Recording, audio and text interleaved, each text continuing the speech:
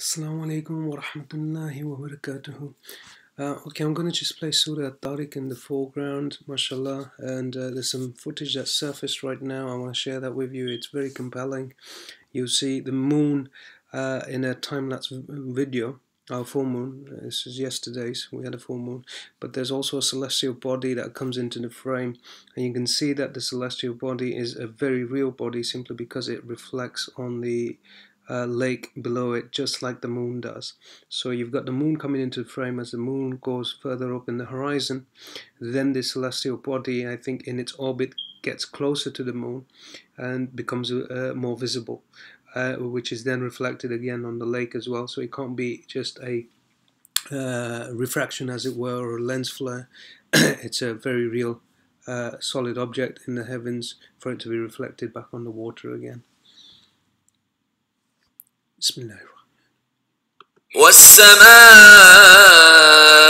والطارق وما أدراك ما الطارق النجم الثاقب إن كل نفس لما عليها حافظ فلينظر الإنسان مما خلق من ماء دافق يخرج من بين الصلب والترائب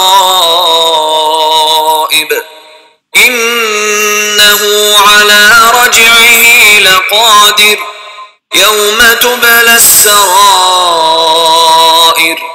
فما له من قوة ولا ناصر والسماء ذات الرجع والأرض ذات الصدع إنه لقول فصل وما هو بالهزل إنهم يكيدون كيدا وأكيد كيدا فمهل الكافرين أمهلهم رويدا.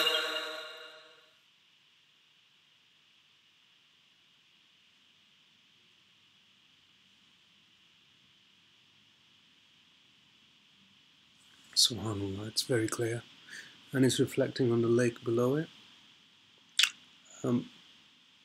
Ajib. Again, it's one of the celestial bodies. Which one? Allahu Alam.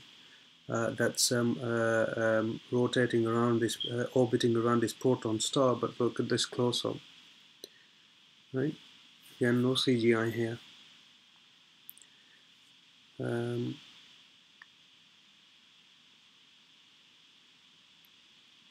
Subhanallah. It's almost got a tail to it as well, to be honest with you.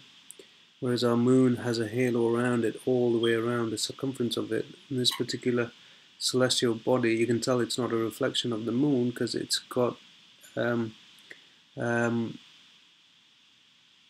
almost this haze going towards the 11 o'clock position, rather than a halo all the way around it. Allah. Subhanallah. Now, I mean, as time's going by, you know, these celestial bodies are becoming more and more, like I said they would, especially as it's on its trajectory and transit out of our system.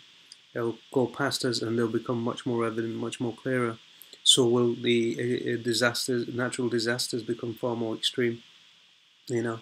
And as I've hypothesized in the PDF Science, very likely, and Allah subhanahu wa ta'ala knows best, that the three great landslides that the Prophet sallallahu alaihi wasallam referred to, this may potentially, this star and its binary system may potentially become the asbab for that to happen, and Allah subhanahu wa ta'ala knows best. But I mean, subhanallah, look at that. That's a planetary body. I don't think it's a moon. And then Allah subhanahu wa ta'ala knows best. It's going to get more and more difficult for them to cloak it with the technology that's available to them. and they are doing it. There's other evidence that's surfacing. I don't know if I'm gonna actually upload a video about that, to be honest with you, because the other evidence is coming in hard and fast, and I just want to focus on the stuff that really corroborates, or the more important stuff anyway. So, going into how they're doing it, why they're doing it, although the evidence is there, I don't think it's as important as kind of alerting and drawing the attention of our ulama to this phenomena. There's not going to be much time left, to be honest with you. We understand if it is the case, when we have been told that the star will be a night visitor, meaning it's going to be a very brief experience, a significant one at least for Allah subhanahu wa ta'ala to swear by it and mention it in His kalam.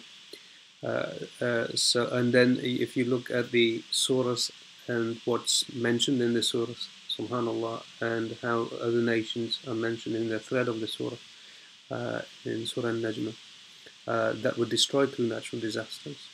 And then there's the connections that I alluded towards in several of the uploads and the videos, and the sort of research that was done. Allah subhanahu wa ta'ala knows best. Jazakallahu khairan wa ahsanul jazaa for your time. Assalamu alaikum wa rahmatullahi wa barakatuh.